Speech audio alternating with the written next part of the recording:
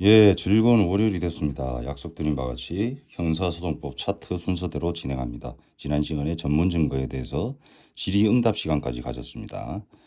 자, 지금 이 제 교재는 기출문제 중심, 변호사 시험, 법원 사무관, 법원 행시, 기타 등등 형사소송법을 과목으로 하는 시험 기출문제를 논점, 쟁점별로 다루고 있습니다. 그래서 가장 합리적인 교재가 아닌가 해서 했는데, 교재 이름은 제가 밝히지 않겠어요. 왜냐하면 또 밝히면 또 돈 주고 사야 되니까 부담스럽잖아. 그래서 선생님이 그냥 교재를 보면서 공부를 하는 방법, 우리는 스킬이 중요합니다. 제가 뭐라고 말씀드렸어? 변호사 시험이나 기타 시험은 지식은 최소한으로 갖고 가성비가 좋아야 돼. 우리 인간도. 다이소 물건같이 우리 인간도 최소의 지식으로 최대의 효과를 표출하는 그런 스킬 한번 배워봅시다. 법원 사무관 승진 시험인데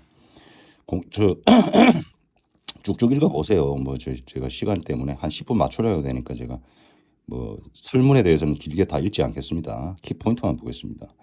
지금 케이스는 1심 합의부의 배당 사건인데, 사건 심리에 대해서 검사가 뭐 단독 심에 이제 공소장 변경 허가 신청서를 제출하였습니다. 그래서 뭐 어쩌고 저쩌고 해서 저쩌고 어쩌고 됐다. 공소장 변경 허가 신청에 대한 공판 절차 진행이 타당한지를 약속해라. 이런 문제 숱하게 나옵니다. 보통 뭐 15점 내지 20점, 10점 뭐 이렇게 주죠. 100점. 15점이라 해서 약한 점수 아닙니다. 이거 당락을 좌우해요. 그 공소장 변경 허가 신청 양식에 대해서는 제가 설명을 드렸죠. 어떨 때 하나요? 처음에 검사가 A라는 죄라고 공소 제기를 했는데 증거 조사해봤더만 B라는 사실이 됐어. 사실이 전혀 달라요.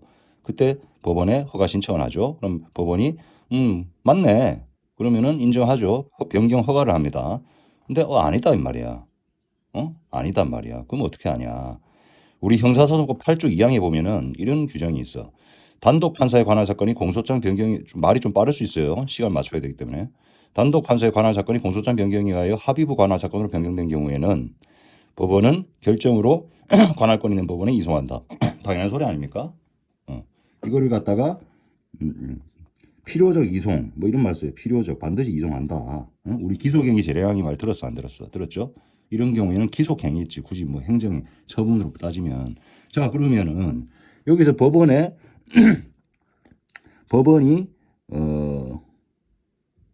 1심 단독 판사가 심리 마친 후 공소사실 유지로 판결을 선고해버렸어. 이송을 했어요 안 했어요? 이송을 안 했죠. 자, 그러면은 우리가 봅시다. 이송을 안 하고 해버리면은 이게 판결이 올바를까요? 안 올바를까요? 안 올바르죠. 그죠?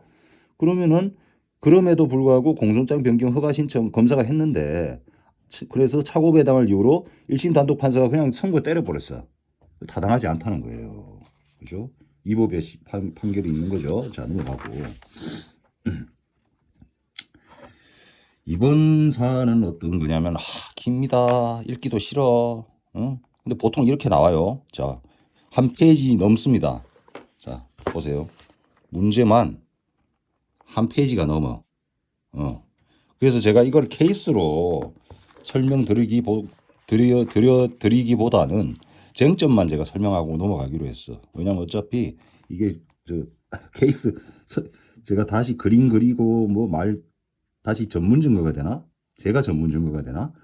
골치 아파지잖아. 이제 전문 증거란 용어 쓰면 두려워하시면 안 돼. 선생님이 진짜 심플하고 엑기스로 설명드렸어. 아무도 그렇게 설명 안 하더라고. 자, 우리가 항소심이라는 게 있어. 2심이죠. 항소심은 두 가지가 있어. 우리 주의하셔야 돼. 1심 지방법원에 합의부 관할이라 있어. 합의부라는 거는 판사가 3명이야. 재판장이 있고 자배석, 우배석이 있습니다. 이거는 짬밥 순서입니다. 우리 군대로 말하면 계급 순서. 재판장이 1등, 우배석이 2등, 자배석 3등이야. 우리 조선시대 좌의정 의정하고 똑같죠? 자, 거기서 항소심이 공소장 변경을 허용하느냐 뭐 어쩌고 저쩌고 나오는데, 항소심의 법적 성격이 중요합니다. 우리 학설 판례가 다툼이 있는데 속심이다. 속심이라는 학설이 있고 이게 판례죠. 그 다음에 속심이 아니다.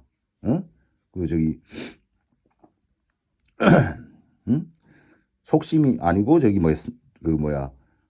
사오심이다. 어? 사오심이라는 설이 있단 말이야. 그럼 성격이 뭐 차이가 나느냐? 속심이라는 말은 1심의 연속이라는 뜻이죠. 그럼 우리가 증거조사는 1심에서 하잖아, 원칙적으로. 그럼 2심에서도 1심의 연속이니까 증거조사 할 수 있어, 없어? 새로운 증거조사 할 수 있어. 그리고 1심에서 채택한 증거를 파기해버리고 다시 조사를 할 수 있어, 없어? 있단 말이야. 그게 속심이라는 거고. 사오심이라는 거는 증거조사, 사실조사는 1심으로 끝내고 2심은 판결의 당부만 본다는 거야. 판결의 당부, 판결이 옳으냐 그르냐 큰 차이가 나죠. 큰 차이가 납니다. 우리 판례 입장이 중요해. 학설은 뭐 어느 게 옳고 선생님 그랬잖아. 좌우 가면 안 돼.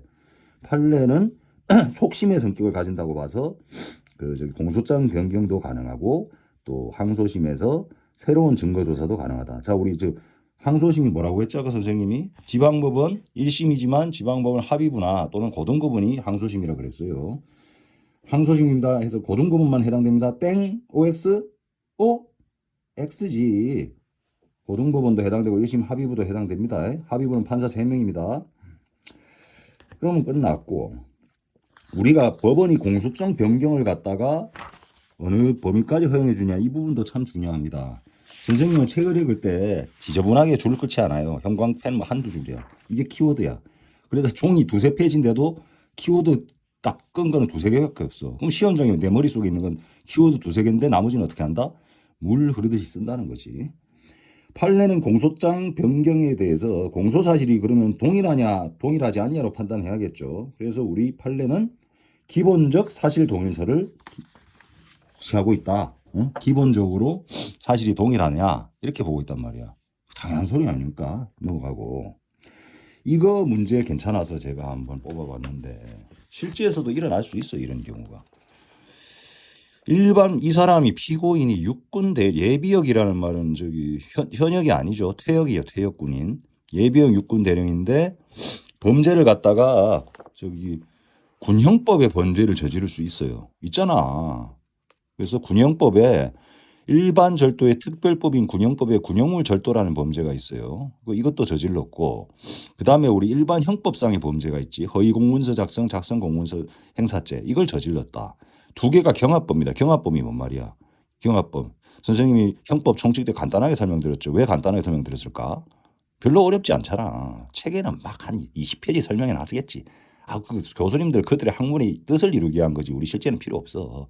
심플하게 알면 돼. 경합법. 하나의 행위로 또는 수개의 행위로 수개의 범죄를 저지르는 거잖아. 그래서 경합에는 실체적 경합이 있고 뭐 절차적 경합이 있다 뭐 이런 말 뜬구름 헛소리 짓거리나 필요 없고 수개의 죄에 해당되면 경합법이다 이렇게 알고 있으면 됩니다. 그래서 어떤 일이 발생했느냐. 죄를 한 3가지 졌어. 3가지 졌는데 선을 걸 수 있잖아. 군형법상의 죄를 저질렀고 일반 형법상의 죄를 저질렀는데 우리가 관할이 있잖아.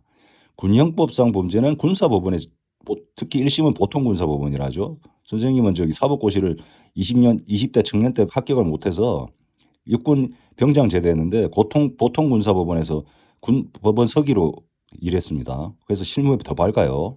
실무를 20대부터 시작했어. 선생님은 이미. 군대 때부터 시작했단 말이야. 그때 이야기가 좀 샜는데 법원 서기 일도 해봤고 검찰 서기 일도 해봤어. 지금은 모르겠는데 예전에 선생님 한 20년 30년 됐구나. 군대 있을 때는 군사법원하고 군사검찰청하고 같은 건물을 썼어. 일만 그냥 따로따로 하는 거야. 사람도 동일체라니까. 사람은 한 명이다.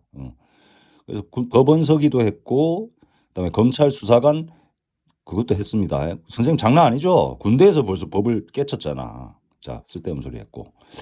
그래서 이거를 군사법원에 이 죄를 전부 다 선별하지 않고 서울중앙지방법원이 일반 법원이야 군사법원이야. 일반 법원에 다 공소를 제기해 버렸어. 검사 약간 좀 또라이인가? 죄송합니다. 그러면은 서울중앙지방법원이 이거 군형법상 제 범죄 사실에 대해서 관할권이 있느냐 말이야. 재판권이 있느냐 말이야. 있겠어요, 없겠어요? 우리가 법 규정 몰라도 없는 게 당연하겠죠. 따로따로 제기하는 게 맞겠죠. 근데 하나의 몰빵 저질렀다고 그럼 어떻게 해야 돼?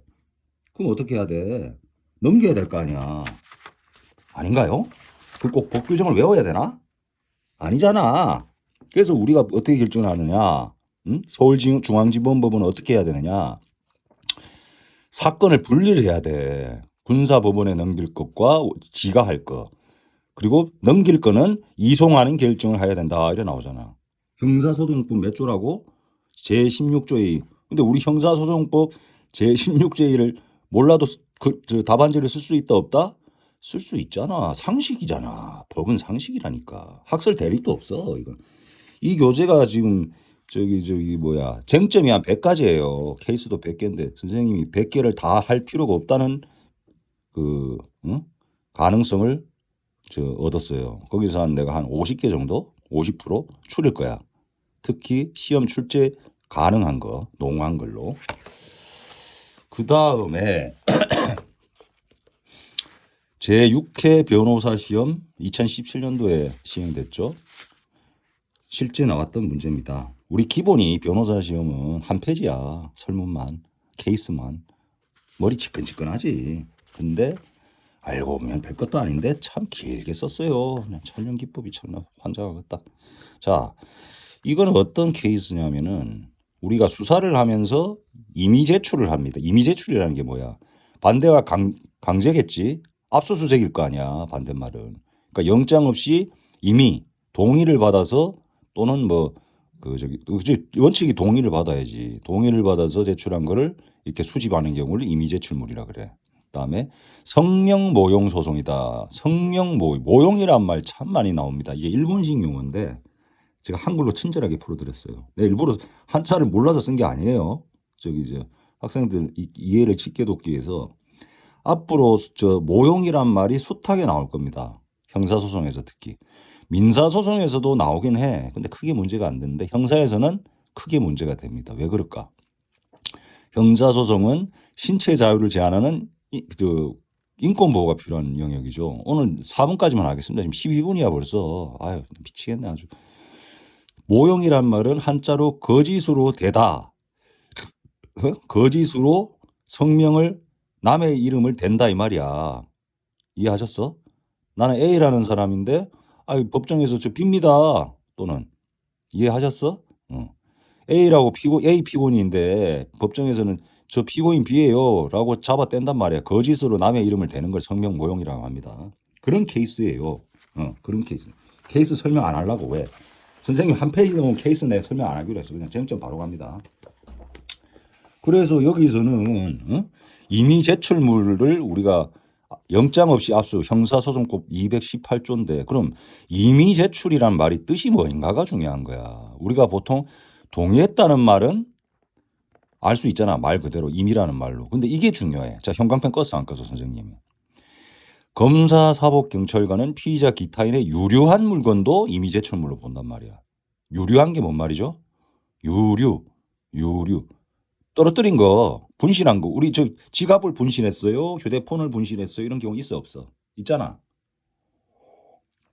특히 범죄인 같은 경우는 이게 범행이 발각이 되면 당황해서 자기 물건을 흘리고 오는 경우가 많아요. 범행 현장에. 그래서 항상 흔적이 남잖아. 그거를 경찰이나 검사가 들고 왔어. 그 불법 수집 증거 아니죠. 왜? 유류한 물건이다. 그 이미지 제출 끝났고. 체포 현장의 압수 뭐 어쩌고 저쩌고 필요 없습니다. 이거. 자, 그다음에 이거 중요합니다. 성명 오용 소송. 내 선생님이 내 진짜 보람을 느끼는 부분인데 이 부분이 뭔 말이냐. 모든 소송 절차 프로세스의 기본 원칙은 민사소송이지 형사소송이 아니라고 했어. 그거를 다시 한번 증명해 주는 부분입니다. 이 부분이야. 아까 말씀드린 피고인 A라는 사람이 자기가 잡혀가기 싫으니까 피고인 B라고 우기면서 성명 모용, 거짓으로 이름을 댔습니다. 근데 나중에 보니까 피고인 A라는 게 밝혀졌어. 그러면은 검사는 어떤 조치를 해야 될까요? 공소를 다시 제기할까? 2번? 힘들게? 옳지 않잖아. 경제적으로 굉장히 비합리적이죠. 그래서 이 경우에는 공소장 정정 절차 피고인 A에서 B로 바꾸는 여기는 을이라고 표현했네. 똑같죠? 우리 뭐가 생각날까? 민사소송에서 선생님이 현실에서 적지 않게 발생한다. 사망자를 피고로 하는 소송. 사망자를 피고로 하는 소송. 그거 어떻게 한다 해서 사망자란 걸 알았더라면 원고가 피고인 사망자의 상속인에 대해서 소송을 제기했겠죠. 그래서 소송을 다시 제기하지 않고 법원도 기각하지 않고 당사자 표시 정정 신청을 하게 됩니다. 원고가. 그럼 법원이 그래요, 알겠습니다. 상속인으로 바꿔서 다시 소송을 제기합시다. 이렇게 되는 거야. 그 민사소송에 당사자 표시 정정 비스무리한 게 형사소송의 공소장 정정 절차야. 구체적으로는 피고인이 A에서 B로 바꾸는 거죠. 끝났잖아. 성명모형소송. 또 여학생들 마음 약해. 어떻게 선생님 저 학설을 못했어요. 우리 판례 입장은 뭘까요? 어떻게? 민사소송 공부했을 거 아니야. 자, 선생님은 헌법, 형법, 민법, 행정법, 형사소송법, 민사소송법 따로따로 놀지 않습니다. 한꺼번에 정리해버려. 수학 공식 끝이. 수학 공식 끝이. 그래서 법원의 조치도 나오잖아. 키워드 몇 개 안 돼. 페이지는 2페이지인데 벌써 글자도 몇 개야. 수천 개인데 선생님 키워드가 끝났잖아. 머리에서 그냥 물 흐르듯이 나와. 그래서 공소장 정정이 만약에 안 했어. 검사가 또라이라서 아주 폄훼하는 거 아니에요. 그런 검사들 있어요. 그죠? 검사 그릇도 못 되는 분들 계시겠죠. 아마도 maybe. 검사가 공소장 정정 신청 안 했어. 성명 모형임에도 밝혀졌음에도. 그럼 법원은 어떻게 해야 돼?